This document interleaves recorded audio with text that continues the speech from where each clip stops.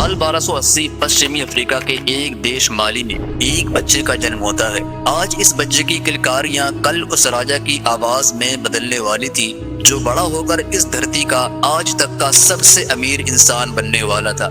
इतना अमीर कि आज के टॉप बिलियनर्स जैसे कि एलन मस्क, जेफ बेजोस और बाकी के अमीर लोगों की अगर सारी की सारी वेल्थ और जायदाद एक साथ जोड़ भी दी जाए तब भी इसकी रईसी के आसपास अटक भी ना पाए। तो दोस्तों, आखिर कौन है ये शख्स और आखिर ये इतना अमीर कैसे हुआ जिसकी दौलत का अंदाजा कोई भी नहीं लगा सकता। आज की इस वीडियो में हम इसी बारे में विस्तार से बात करने वाले हैं। वीडियो में आगे बढ़ने से पहले सबसे पहले आप इस वीडियो को एक लाइक जरूर कर दें। चैनल को सब्सक्राइब नहीं किया है तो सब्सक्राइब भी जरूर कर दें। तो चलिए शुरू करते हैं।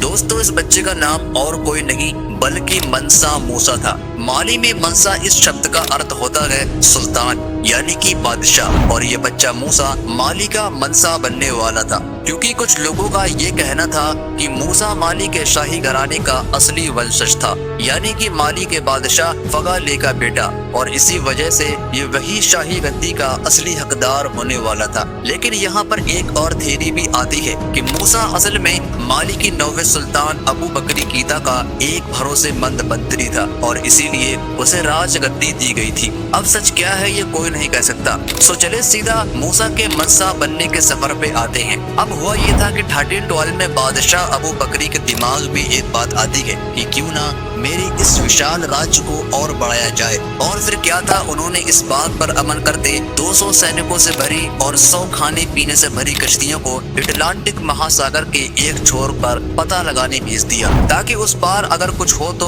उसके लोग उस जमीन पर कब्जा करके अपने साम्राज्य को और बढ़ा सकते हैं। पर ऐसा कुछ भी नहीं हुआ। इन कश्तियों को वहाँ पर जाकर काफी वक्त गुजर गया था और ना ही कोई इंसान वापस आया और ना ही कोई कश्ती। 300 कश्तियां वहाँ पर गई थी और एक भी लौटकर वापस नहीं आई थी। बट एक दिन अचानक से एक कश्ती उन्हें वापस से लौटते दिखाई दी। उसकी हालत बहुत बुरी थी और उसके वापस लौट आने के बाद जब उसके कप्तान से पूछा गया कि इस हालत का जिम्मेदार कौन है तो उनके लब से बस एक ही चीज निकली थी, एक भयानक समुद्री चक्र। उस चक्र ने हमारी सारी कश्तियों को, उसके अंदर मौजूद सभी लोगों को और सारे खाने पीने वाली चीजों को अपने अंदर एक दानव के जैसे समेट लिया और वो अकेले इकलौते जैसे तैसे भी करके बचते बचाते वहाँ से भाग निकले। अब ये सुनते ही सुल्तान अबू बकरी निराश हुए कि वो ऐसी सिचुएशन में कुछ भी नहीं कर पाए, बस हाथ पे हाथ धरे बैठे रहे। फिर भी इस हादसे के बाद भी वो अपने फैसले पर बिल्कुल अटल थे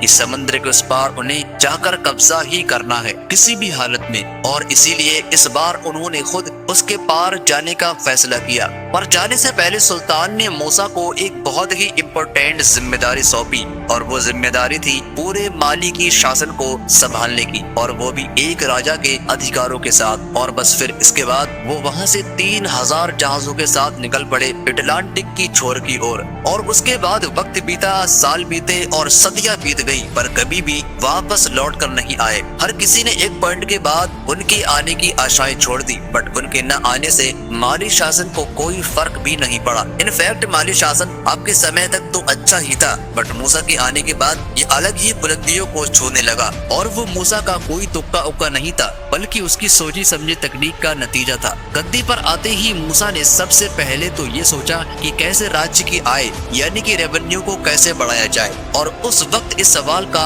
जवाब बिल्कुल सिंपल था। दो सबसे अहम चीजें, सोना और नमक को अपने अंदर कर लो और फिर इन्हें बेच कर पैसा कमाते रहो। और ये करने के लिए उसने ऐसे राज्यों पर हमला करना शुरू कर दिया जिनके पास सोने और नमक की खदानें थी, जैसे कि बुम्बो गोल्ड माइन जो तब भी सोना देती थी और आज भी सोना देती है। अब जाहिर सी बात है, मिनरल्स का मिलना इज इक्वल टू पैसा, और अगर राज्य में पैसा आएगा तो ऑफिशियली राज्य के शाही खजाने में बढ़ोतरी होगी, और शाही खजाने की बढ़ोतरी में राज और राजा ये दोनों भी अमीर हो जाएंगे और फैलेंगे फूलेंगे। और ऐसा हुआ भी। इन सारे आक्रमणों के बाद माली साम्राज्य इतना बड़ा हुआ कि पूर्व से पश्चिम तक माली की सीमाएं अटलांटिक से नाइजर नदी तक की ओर बढ़ी और उत्तर से दक्षिण तक यही सीमाएं अब सहारा से लेकर फॉरेस्ट अफ्रीका तक बढ़ गईं। अब वैसे फ्रेंड्स, अगर बात करूं उस वक्त की तो तब ऐसे अमीर बनना शायद सही भी था, क्योंकि उस वक्त सभी राजा महाराजाओं की आइडियोलॉजी भी वैसे ही चलती थी। लेकिन आज